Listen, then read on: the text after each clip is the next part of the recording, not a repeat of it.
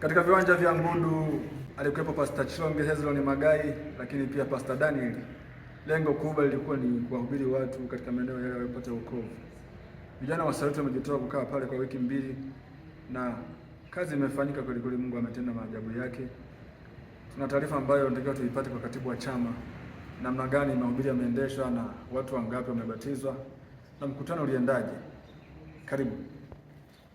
Katika mahubiri yetu tumefanikiwa kubatiza watu 30 na ninayo imani kabisa katika miisho ya siku ya leo watu wataongezeka, na tunamshukuru Mungu kwa maana tumepata furaha sana kwa mambo aliyoyatenda, na zaidi ya yote tuendelee kujitoa kwa ajili ya kazi ya Mungu, tuendelee kumtumikia Mungu, tusikate tamaa.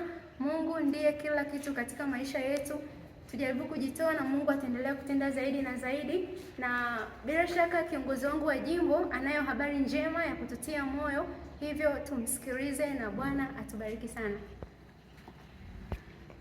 Niwatie moyo vijana wote ambao wanazidi kufanya kazi ya Mungu. Hakika tukiangalia lile fungu la Mhubiri 12 fungu la kwanza linatukumbusha kwamba kwa namna gani kijana aweze kumkumbuka Mungu akiwa bado ni kijana. Kwa hiyo sisi vijana tuna nguvu, basi tufanye kazi.